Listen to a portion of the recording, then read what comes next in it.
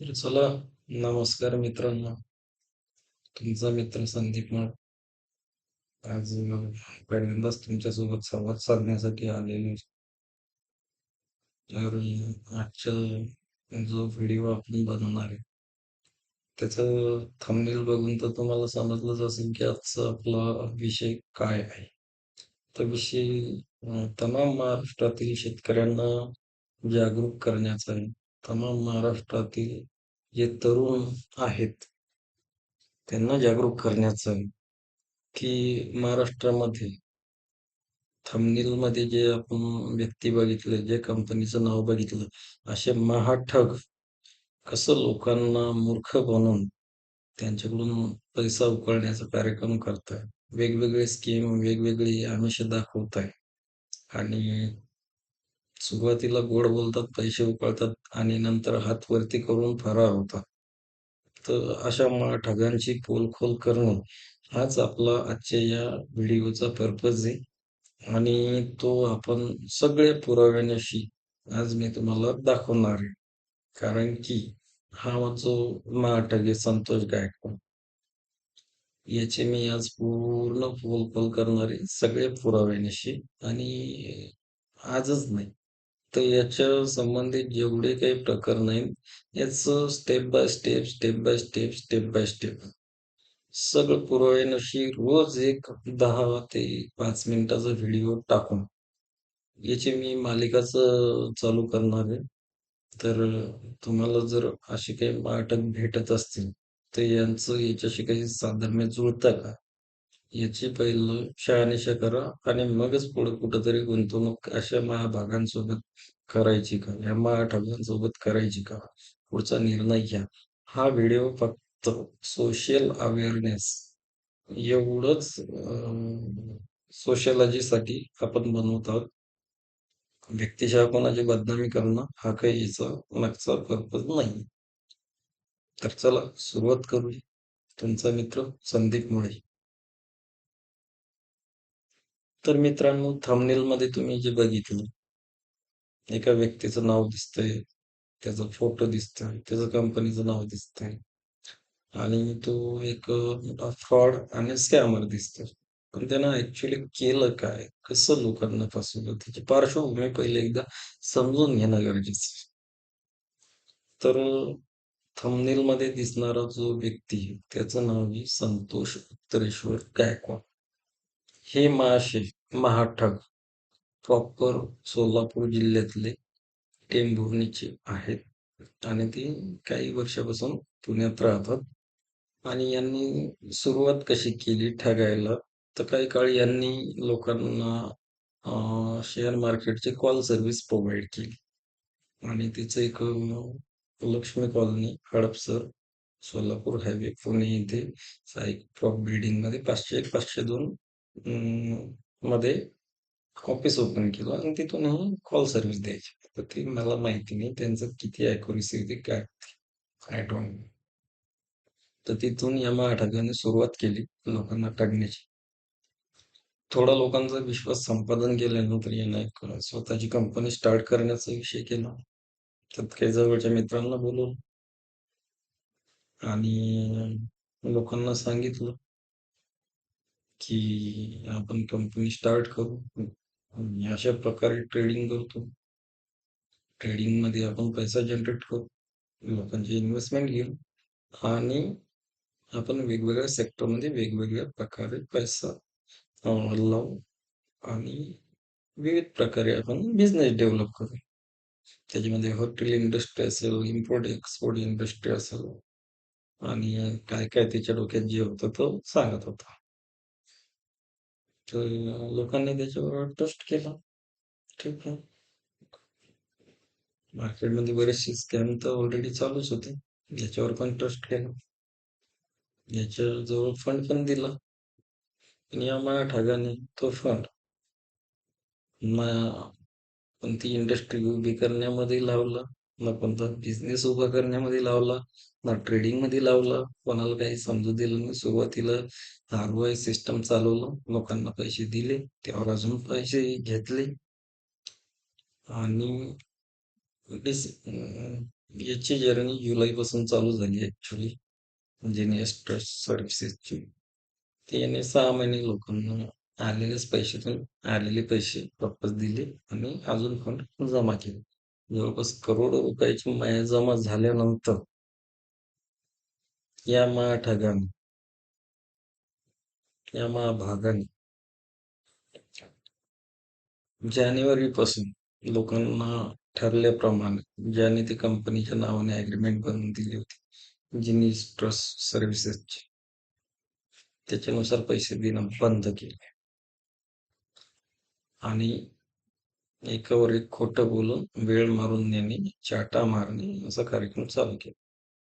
त्याला ज्यावेळेस आम्ही जाब विचारलं, त्यावेळेस त्याने सांगितलं की कंपनीचा फंड मी प्रॉपर्टी घेण्यामध्ये यूज केला. परंतु कंपनीच्या फंड मधून कंपनीच्या नावानंच प्रॉपर्टी घेणं गरजेचे असतं. या भागाने कंपनीचा फंड स्वतःच्या नावे यूज करून स्वतःच्या नावानं प्रॉपर्टीज घेतल्या. त्याचे सातबारे वगैरे सगळे पुरावे ते मी नेक्स्ट याच्यामध्ये सगळं देणार. आज फक्त आपण पार्श्वभूमी समजून घेऊ शकतो. हा अटक कोणत्या लेवलचा आहे. तरी आम्ही त्याला बोललो की ठीक आहे, जे झालं ते ठीक आहे. तू लोकांचे पैसे देणं चालू कर ठरल्याप्रमाणे. याने 8 दिवसांनी देतो, 15 दिवसांनी देतो, 1 महिन्याने देतो, असं करता करता 5 महिने निघून गेले. कोणाची EMI पेंडिंग आहे, कोणाचं काय, प्रत्येकाची सिच्युएशन वेगळी. EMI टाकला, सगळ्या गोष्टी बोलल्यानंतर हा आता स्वतः हात वर करून देतो. याला फक्त पैशाचं काही विचारणा केली तर हा आई बहिणीवरून शिव्या देतो इन्व्हेस्टरला. ठीक आहे, मागचे लोक तर याला कंटाळलेले आहेच, पण एवढ्यावरच हा नाटक थांबला ना. मागच्या लोकांची तर फसवणूक केलीच, ज्यांनी याला वर्षभरापूर्वी साथ दिली होती ते. या ठगाने मार्च पासून अजून एक नवीन गोरखधंदा आणला महाराष्ट्रामध्ये, बांबूला. आता नवीन लोकांना फसवण्याचं याचं षडयंत्र चालू झालं. लोकांना सांगतो बांबू लागवडीवर एवढी सबसिडी, मी तुमच्यासोबत कॉन्ट्रॅक्ट फार्मिंग करतो, अमुक करतो, तमुक करतो. आणि मागच्या लोकांचं अजून याचं त्यानं काहीच नाही. आणि आम्हाला सांगतो की आता नवीन लोकांना फसवतो, तिकडून पैसे घेतो, ते लागवड करतील, मला पैसे देतील, मग मी तुमचं क्लिअर करतो. मला ही गोष्ट ऐकून प्रचंड चिड आली. माझं म्हणणं आहे की आमचे नको देऊ, पण नवीन पुढच्या लोकांना फसू तरी नको. ते पाप मी होऊ देणार नाही. याची ऑलरेडी CP ऑफिस पुणे येथे EOW कडं आमच्या एका व्यक्तीनं कंप्लेंट पण केलेली. त्याचं काय कायदेशीर सगळ्या गोष्टी तपासून पुढचं कारवाईचा भाग चालू करणं. आणि हा अटक काय म्हणतो, मला पहिला हात घाला, म्हणजे मी सगळे पैसे जी जमीन घेतलेली 10-15 एकर लोकांच्या इन्व्हेस्टमेंट मधून, त्याचा सातबारा मी देईलच, डोंट वरी. ती मला पचून जाईल. एकदा आत गेलो की मला पैसे द्यायची गरज नाही राहत. या भामट्याला हे माहित नाही की असे ठग बाबा खरात सारख्या आणि अजून महाराष्ट्राने किती पाहिलेले मोठे मोठे. एकदा आत गेल्यानंतर कायद्याच्या चौकटीत सापडल्यानंतर ते बाहेर नाही आले. तर याला आमचं एवढंच म्हणणं आहे की ज्या लोकांची फसवणूक केली त्यांचे पहिले पैसे परत कर. जमीन घ्यायची तुझ्या बापाची अवकात नव्हती, याच्या घरी 2 एकर जमीन नाही, यांना किती कमी कालावधीत 4 महिने देणार 15 एकरचा सातबारा कसा केला, हे आम्ही सगळं EOW ला दिलेलं आहे रीतसर. तो चौकशीचा भाग आहे, त्याला चौकशीला आम्हाला कसं सामोरं जायचं ते आम्ही जाऊ. कोणत्याही शेतकऱ्याने जिनियस ट्रस्ट सर्व्हिसेस किंवा जिनियस इंडस्ट्री नावानं तो एक नाव लावत नाही आता कंपनीला. तिच्या अस्तित्वात जी कंपनी नाही तिच्या नावा लावून स्टेटस लावतो. जिनियस ट्रस्ट सर्व्हिसेसचा जो मालक आहे संतोष गायकवाड, त्याचा फोटो पण एकदा नीट बघून घे.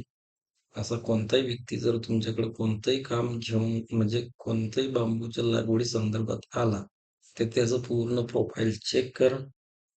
त्याला मागची बॅलन्स शीट चेक करा, क्रेडिट हिस्ट्री चेक करा आणि त्याचे नंबर चेक करा, की त्यानं वर्षभरात किती चेंज केले. नाहीतर मी त्याचे नंबर्स आहेत. मी काय म्हणतो, की मी त्याची सीरीज त्यानं नंबर कसे चेंज केले. इथपासून एक गोष्टीचा एक इत्थंभूत व्हिडिओ येणार आहे. आजपासून त्याची मालिका चालू झालेली आहे. त्याच्यामुळे कोणत्याच महाराष्ट्रातील शेतकऱ्यांना त्याला बळी पडू नये. त्याची ॲग्रीमेंटही मी देणार आहे. सगळ्या महाराष्ट्रासमोर एक्सपोज करणार आहे. कायदेशीर कारवाई तर एक बाजूनं चालूच आहे. पण एक सोशल अवेअरनेस म्हणून कोणी अशा माळाठागाला इथून पुढे बळी नाही पडू यासाठी हा व्हिडिओ आहे. तुमचाच एक भाऊ आहे. माझे काही सहकारी बळी पडले. त्याच्यामुळे तुम्ही पडू नका. म्हणून हे सगळा खटाटोप चालू आहे. तर मित्रांनो काळजी घ्या आणि उद्या अजून नवीन एक व्हिडिओ आणि आता मी आज तर फक्त जस्ट सुरुवात होती म्हणून ओव्हरऑल सगळी माहिती एकाच व्हिडिओमध्ये देण्याचा प्रयत्न केला. पण आता उद्यापासून एक टीम आपली बसते. ती चॅप्टर वाईज याचं सगळं कॅरेक्टर काढणार आणि याला कसे एक्सपोज करायचे, यानं काय-काय गोष्टी केलेल्या. हे सगळं उद्यापासून इत्थंभूत तुमच्यापर्यंत पोहोचवायची जबाबदारी आमची. उद्यापासून महाराष्ट्रातील एकही माझा शेतकरी बांधव, एकही तरुण बांधव, एकही उद्योजक अशा भामट्याच्या याला बळी पडणार नाही. ही आमची नैतिक जबाबदारी आहे आणि ती आम्ही पार पाडणार. चला जय हिंद, जय महाराष्ट्र.